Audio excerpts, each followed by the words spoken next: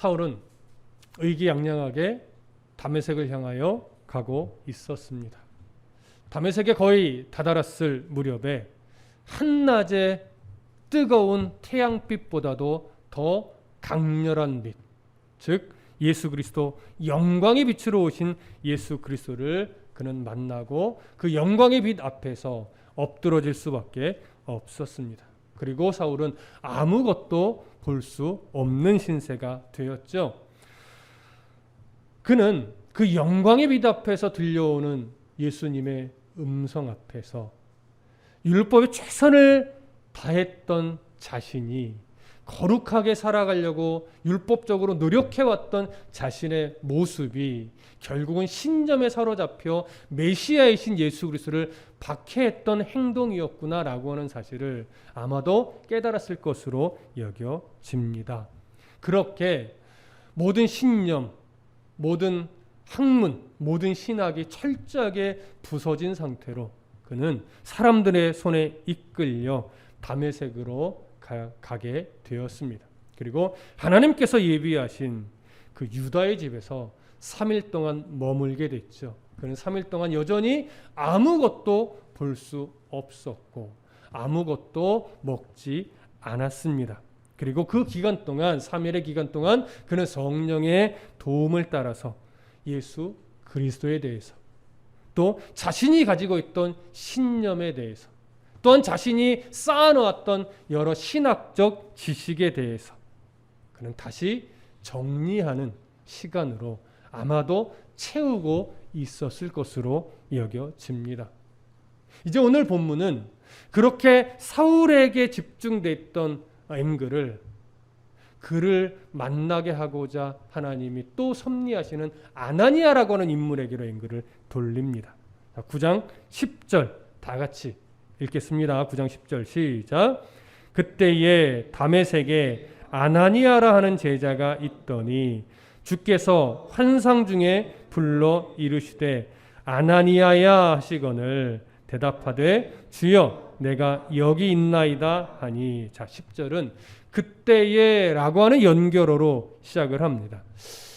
그때라고 하는 이 연결어를 보면 사울이 3일 동안 유다의 집에서 보지 못하고 먹지 않으며 보내고 있는 그때에 라고 이렇게 어떤 특정한 시간을 정한, 특정한 때를 언급하는 것으로 여겨집니다. 그런 의미도 분명히 있을 겁니다. 그런데 오늘 그때라고 번역된 이 헬라어 단어는요, 어떤 특정한 시간대보다 더 강조하는 것이 뭐냐면 하나님의 섭리적 행위를 더 강조하는 표현이에요.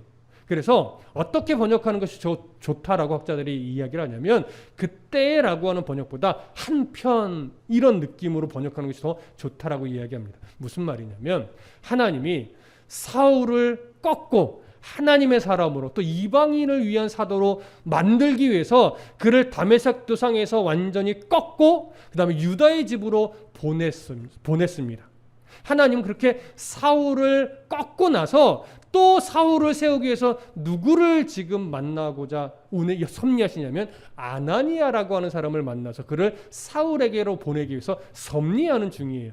그래서 사울을 꺾으신 하나님은 이제 사울을 더 세우기 위해서 하나님의 섭리가 누구에게로 향하고 있음을 강조하는 거냐면 아나니아에게로 향하고 있음을 강조하는 거예요.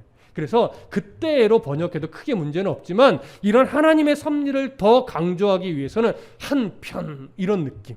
드라마에서도 갑자기 화면이 전환되면서 한편 누구는 어떠했다 이렇게 좀 이 그림을 아주 좀 드라마틱하게 끌고 가고 있는 것처럼 오늘 본문도 그런 느낌으로 보시면 됩니다. 하나님이 사울을 이제 만지기 시작하셨고 또 한편 새로운 인물을 등장시키기 위한 연결어로 오늘 그때라고 하는 연결어가 기록된 것입니다.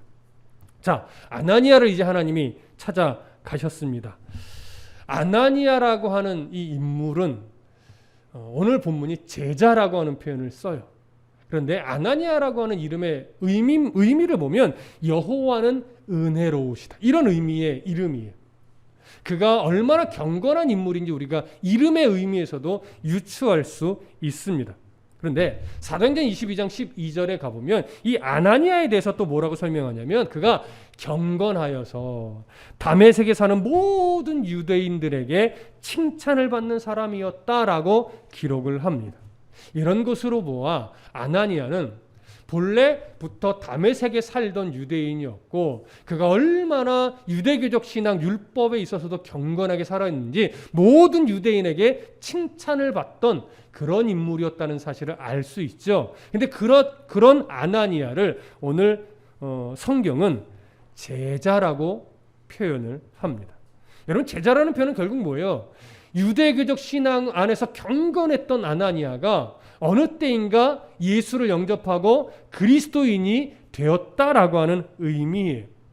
그러면 언제 어떤 과정을 거쳐서 아나니아가 그리스도인이 되었을까요? 사실 성경이 기록하고 있지 않기 때문에 정확하게 언제 어떤 사건으로 인해서 아나니아가 그리스도인이 된 것인지 알 수는 없습니다. 여러 가지 가능성이 많아요. 그럼에도 불구하고 사도행전의 어떤 흘러가는 문맥으로 보면 아마도 오순절 절기를 지키고자 예루살렘에 왔다가 그때 성령 강림의 역사를 경험하고 주의 제자가 된 인물이 아닐까, 그 가능성이 가장 많다라고 여겨집니다.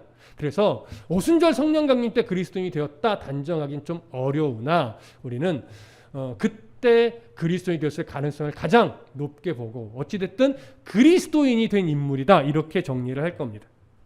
자, 이런 주의 제자 아나니아가 환상 중에 자신의 이름을 부르는 예수 그리스도의 음성을 듣게 됩니다. 그리고 나서 즉각적으로 반응하는데 뭐라고 반응하냐면 주여 내가 여기 있나이다 이렇게 반응하죠.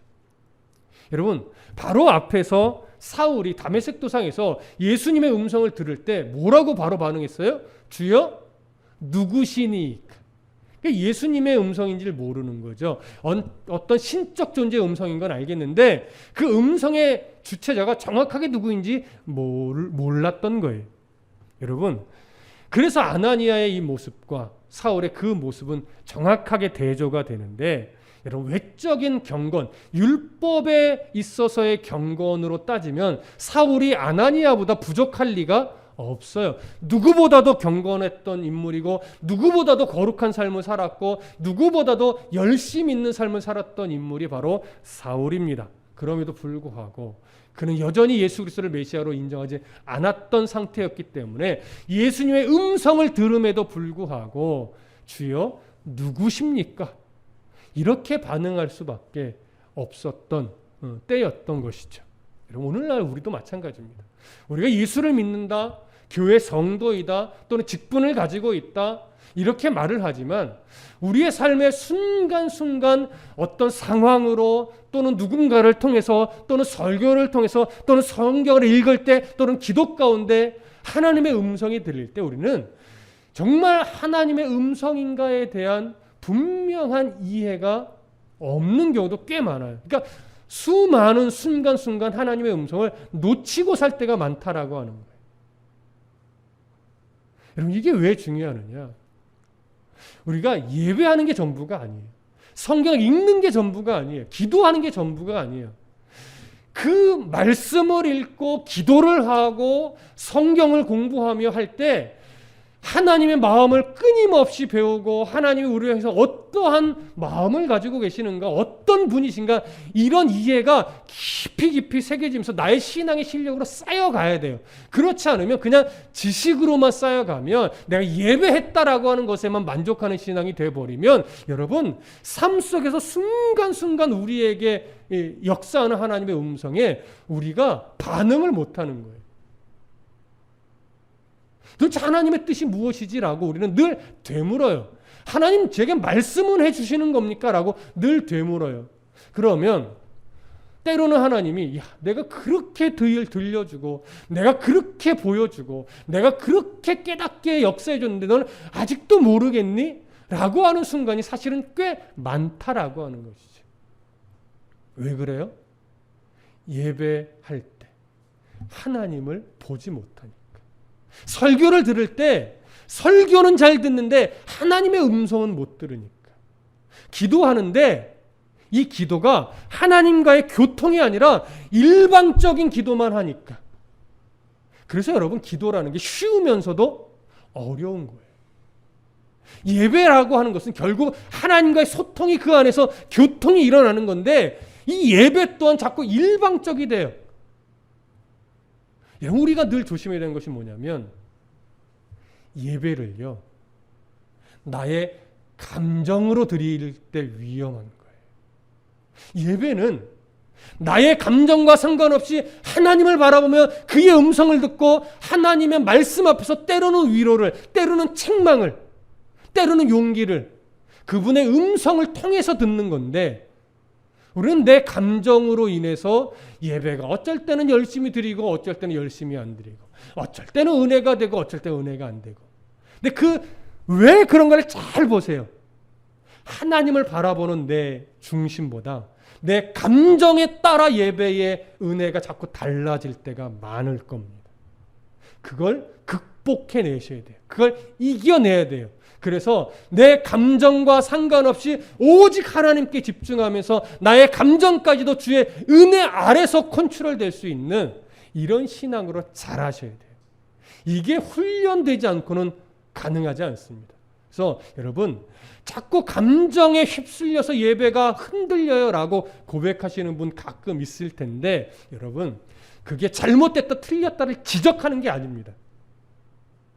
그런 상황을 딱 닥쳤을 때 내가 아직 믿음의 훈련이 덜 됐구나. 더 말씀 앞에 나를 쳐서 복종시키면서 감정에 휩쓸리는 예배가 아니라 하나님께만 집중하는 예배자가 돼야지. 그런 훈련을 받아내야지. 내가 지금 연약하구나. 내가 지금 아직 실력이 부족하구나. 이걸 알고 고백하며 더 하나님께만 집중하려고 하는 씨름을 할 때 조금씩 하나님이 기뻐하는 예배자가 될 수 있는 겁니다. 진정한 예배자는 하나님의 음성 앞에 서는 자이지 내 감정을 토로하는 일방적인 예배를 드리는 자가 아니라는 거 꼭 기억하시길 바랍니다.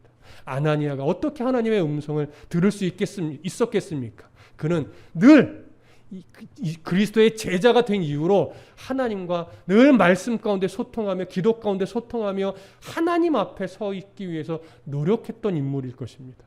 그런 삶의 중심이 되어 있었기 때문에 아나니아야 라고 하는 부름 앞에 주여 내가 여기 있나이다 라고 반응할 수 있었던 겁니다. 여러분 말씀 앞에 깨어 하나님과 소통하십시오. 기도 가운데 정신을 차리고 하나님과 소통하십시오. 예배 가운데 내 감정에 휩쓸리지 마시고 하나님과 소통할 수 있는 예배자가 되시기를 간절히 축복합니다. 오늘 본문으로 돌아오셔서 11절 함께 읽겠습니다. 시작. 주께서 이르시되 일어나 직가라 하는 거리로 가서 유다의 집에서 5 사울이라 하는 사람을 찾으라. 그가 기도하는 중이라. 이제 주님이 아나니아를 부르신 이유를 이제 설명하기 시작하는데 일어나서 어디로 가래요? 직가라 하는 거리로 가래요. 그리고 그 거리에서 유다의 집으로 가래요. 여러분 직가라고 하는 것은 이제 한 지역 이름인데 다메섹이라는 이 중심지를 동서로 가로지르는 고든 거리를 말합니다. 그래서 거기를 직가라고 말하는 거예요. 고든 거리. 그리고 거기서 유다의 집으로 가라잖아요. 유다는 아주 흔한 이름이에요. 네. 안산에 가서 김서방네 찾아가 이런 것과 거의 똑같은 의미죠. 너무나 흔한 이름이었는데 아나니아는 예수님이 말씀하신 유다의 집이 어디에 있는 누구의 집인지를 알고 있었을 것으로 여겨집니다. 왜요? 유다도 주의 제자였을 것이니까.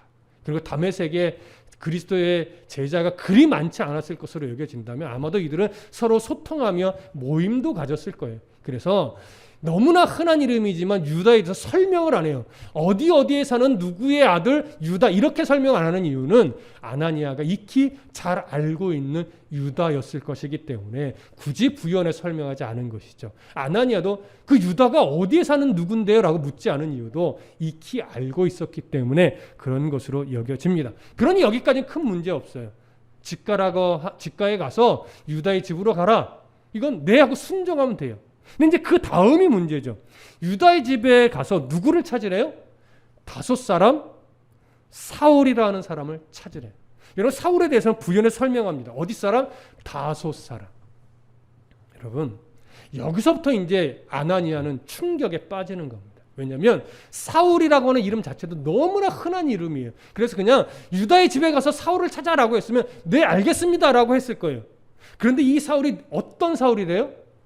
다섯 사람 사울이래요.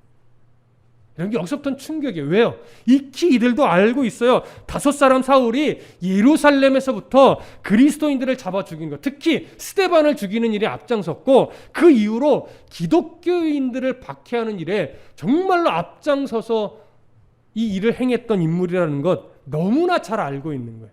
그리고 또 무엇도 알고 있냐면 지금 이 대제사장의 공문을 가지고 다메섹에 있는 기독교인들마저도 잡아가려고 지금 다메섹으로 오고 있는 중이라는 소식도 이미 들어서 알고 있어요. 그러니 그리스도인들에게 있어서 이 사울이란 이름은 얼마나 무섭고 공포스러운 이름이겠습니까?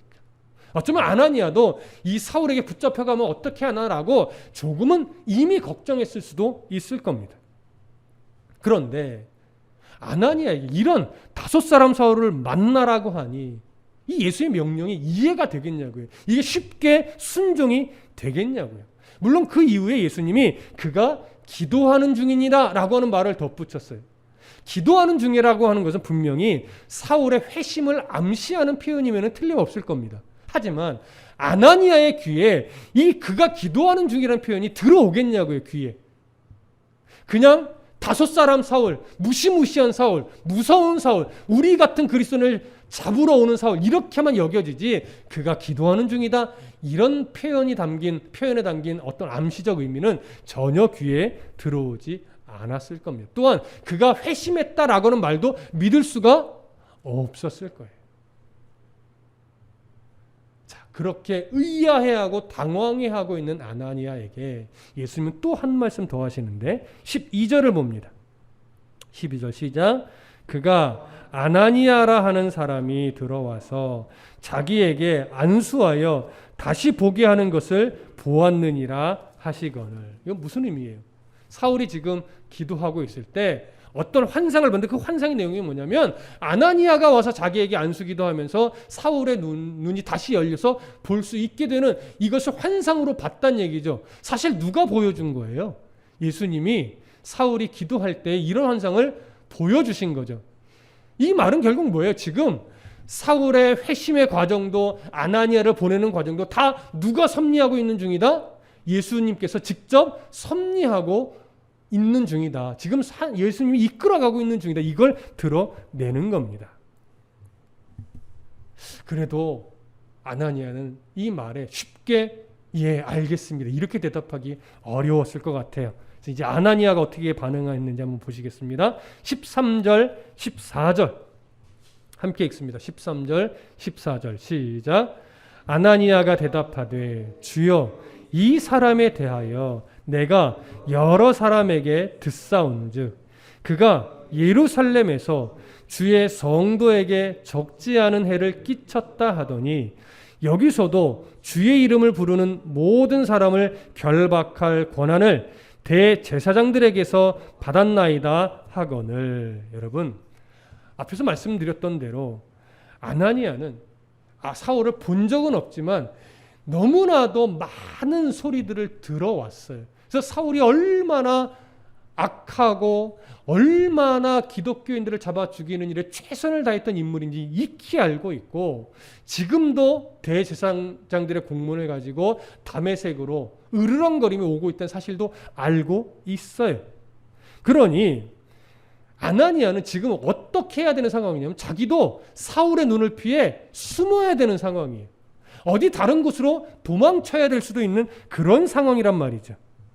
그러니 이렇게 공포스러운 대상인데 이 사람을 피해 숨어라가 아니라 이 사람을 찾아가라 이렇게 말씀하시니 아나니아가 아무리 예수님의 말씀이라 하더라도 선뜻 예 그렇게 하겠습니다라고 대답하기가 어려웠을 겁니다. 이제 이렇게 반응하는 아나니아에게 예수님이 조금 더 단호하게 말씀을 합니다. 15절 함께 보시죠. 15절 시작. 주께서 이르시되 가라. 이 사람은 내 이름을 이방인과 임금들과 이스라엘 자손들에게 전하기 위하여 택한 나의 그릇이라. 당황해하며 머뭇거리고 있는 아나니아에게 예수님은 단호하게 사울에게 가라라고 명령을 합니다. 그러면서 왜 가야 하는지 그 이유를 한 번 더 설명하시는데, 사울을 이방인들과 또 임금들과, 이 임금들은 왕도 되지만 권세자들도 됩니다. 그리고 이스라엘 자손들의 전도를 위하여 택하였기 때문이다 라고 이야기를 하시는 거죠. 주로는 이방인들이지만 이방인들만 꼭 전도하는 것은 아니에요. 유대인들도 전도를 합니다. 왜? 회당을 중심으로 복음을 전했기 때문에 거기에 유대인들도 회심했고 주로 이방인들이 많이 회심을 하게 된 역사를 우리는 알고 있습니다. 자, 이렇게 이방인과 임금들과 이스라엘 자손들의 전도를 위해 택했다. 다시 말하면 전도의 대상은 꼭 이방인이 아니지만 그는 이방 지역을 다니면서 수많은 이방 사람들, 유대인들, 여러 권세자들에게 복음을 전하게 하려고 내가 사울을 선택했다. 이런 의미가 되는 거죠.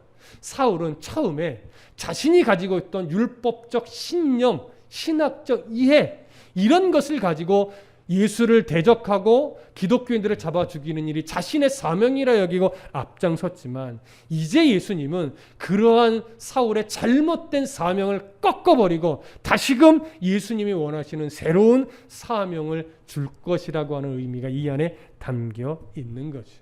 자, 이 장면에서 우리가 한 번 더 조심해야 될 것, 저번에도 잠시 언급을 했지만 하나님께서 예수님이 사울을 이렇게 복음 전도자로 선택하실 때 그가 가지고 있는 외적 조건이 꼭 훌륭해서 선택한 것은 아니다 라고 하는 사실을 한번 정리를 했었습니다. 왜 예수님이 사울에게 이렇게 직접 현현까지 하시면서 그를 꺾으셨어요? 그의 고집이 너무나 세서 웬만해선 안 꺾이니까 스데반의 설교를 듣고 스데반의 죽음의 모습을 보고 그가 죽을 때 어떤 모습이었는지 다 보았음에도 불구하고 그가 복음 앞에 무릎을 꿇지 않으니까 예수님이 그의 앞에 나타나셔야만 했던 겁니다. 그러니 참으로 강팍했던 사울은 그저 너무나 놀라운 하나님의 은혜를 받은 인물이다라고 밖에 설명할 수 없을 겁니다.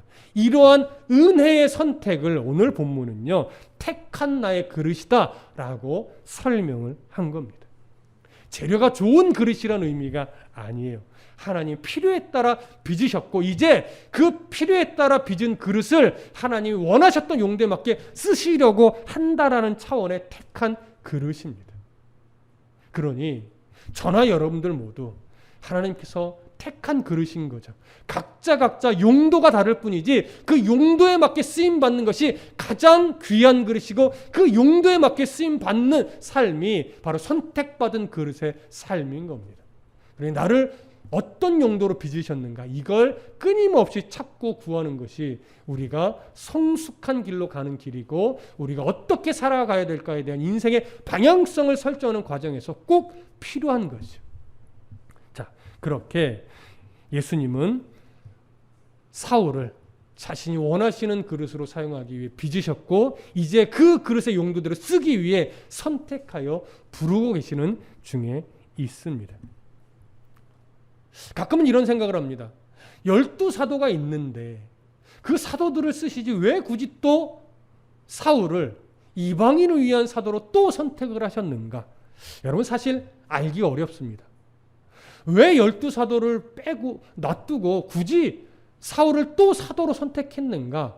여러분 이런저런 이유를 갖다 붙일 수는 있어요. 왜? 그가 가지고 있는 외적 조건도 사실은 이방 지역을 다니면서 복음을 전도하기에 좋은 조건이기도 했기 때문에, 로마 제국 시대였기 때문에 더 그의 조건은 아주 중요한 역할을 하기도 했었죠. 하지만 그런 그가 가지고 있는 외적 조건이 우선시되는 선택의 기준은 분명 아니었을 겁니다.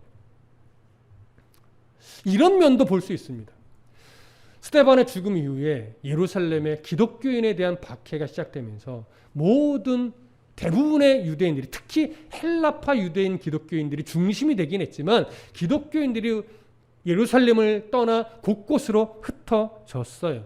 그러면서 이제 그들이 복음의 전달자 역할을 하기 시작을 했는데 사도들은 예루살렘을 떠나지 않았습니다. 긍정적으로 보면 예루살렘 교회를 지켜낸 거죠.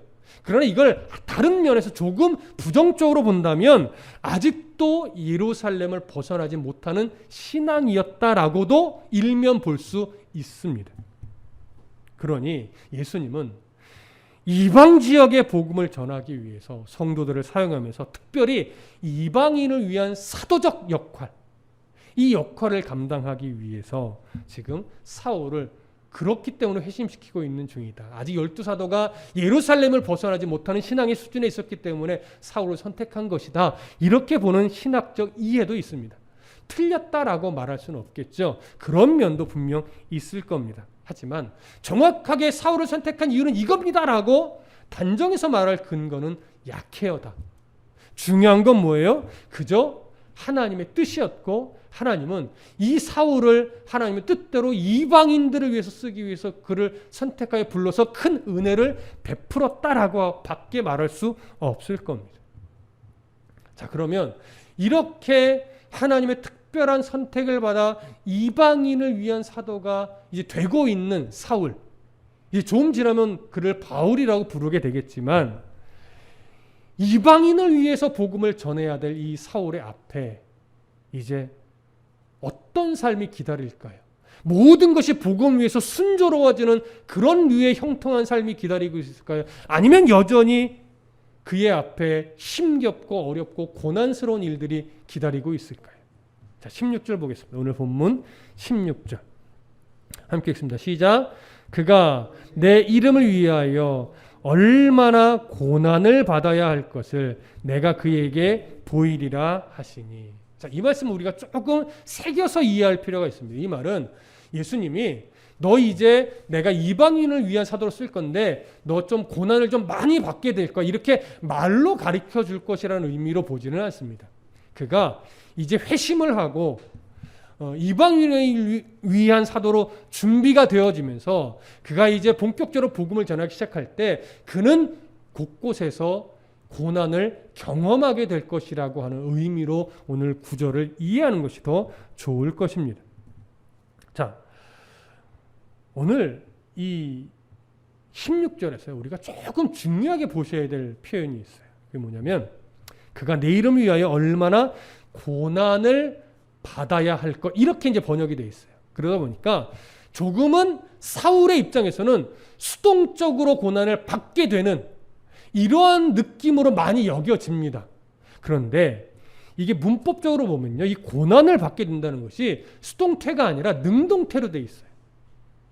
사울이 적극적으로 고난의 길을 마다하지 않고 선택한다라고 하는 어감이에요. 이 표현 자체가.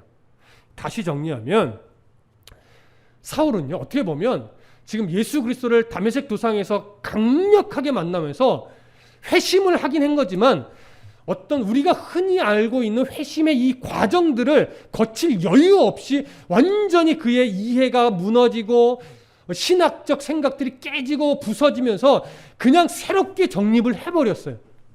그러면서 아주 급격하게 회심을 한 인물이 사울이에요. 그는요, 순식간에 눈앞에 나타나서 만난 예수님으로 인해서 자신이 잘못 알고 있던 신념의 조각들이 다시 맞춰졌고 틀린 것은 지워졌고 오해됐던 것은 바로 잡으면서 그는 아주 빠른 시간 안에 복음을 받아들이게 됐고 예수 그리스도가 메시아임을 인정하게 됐고 이방인을 위한 사도의 걸음걸음들을 걷기 시작한 인물입니다.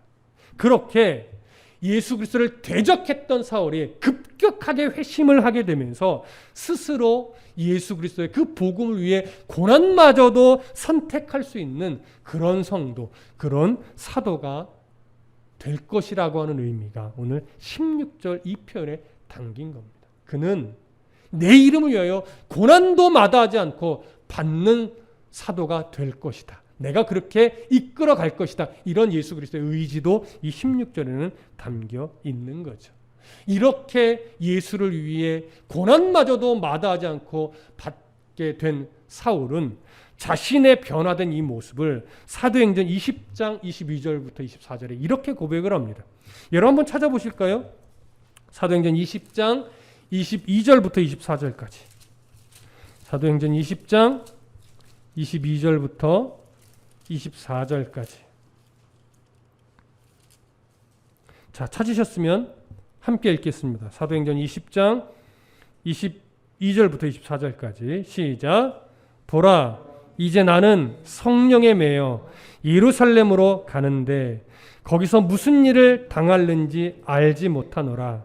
오직 성령이 각 성에서 내게 증언하여 결박과 환난이 나를 기다린다 하시나 내가 달려갈 길과 주 예수께 받은 사명 곧 하나님의 은혜의 복음을 증언하는 일을 마치려 하면은 나의 생명조차 조금도 귀한 것으로 여기지 아니하노라.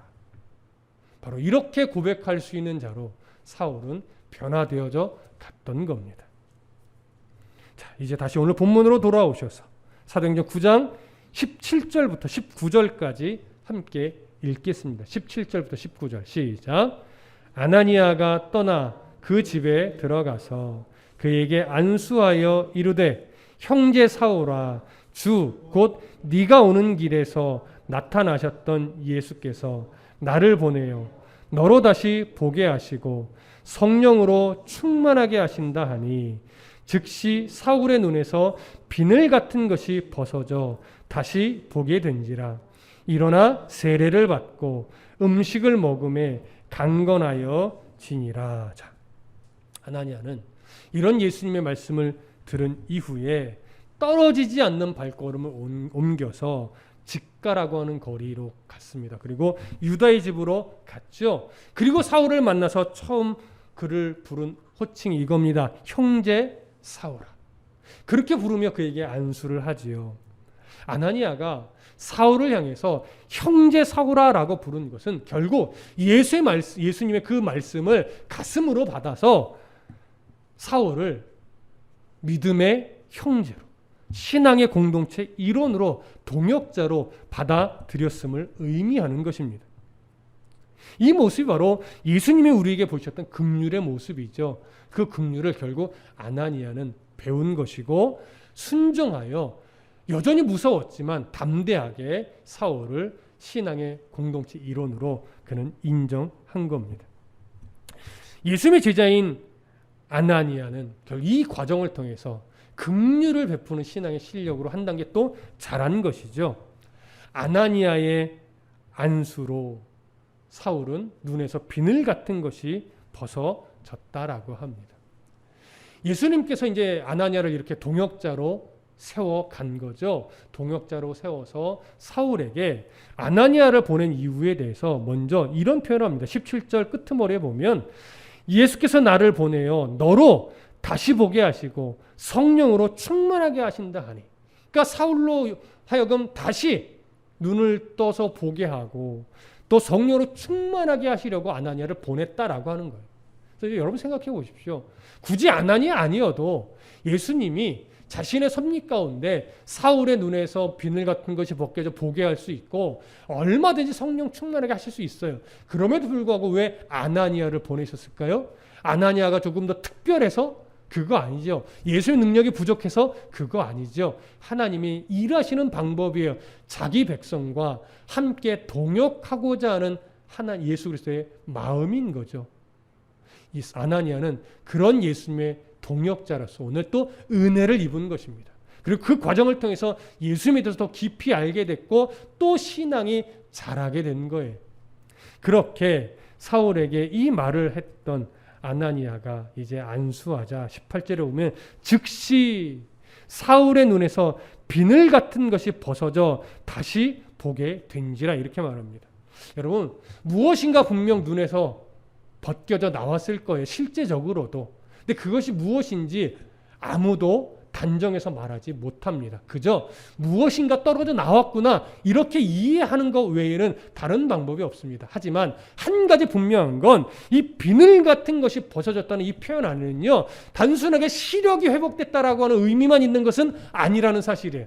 분명 시력이 다시 좋아져서 앞을 보게 된 것은 맞습니다. 하지만 여기에는 영적인 의미를 같이 가지고 있죠. 뭘까요? 그동안 율법을 오해해서 가지고 있었던 잘못된 가치관이 다시 새로워진 거예요. 하나님의 뜻을 오해해서 자신의 신념을 하나님의 뜻이라 여기며 가지고 있던 여러 자랑거리들, 행동들, 이런 것들이 다시 다 제자리를 잡고 회복이 되어서 하나님의 시선으로 다시 율법을 보고 예수 그리스도를 메시아로 인정하면서 하나님의 나라를 바르게 소망할 수 있는 그런 믿음의 눈이 열렸다라고 하는 의미가 이 비늘 같은 것이 벗어져서 다시 보겠다는 표현 안에 담겨 있는 겁니다.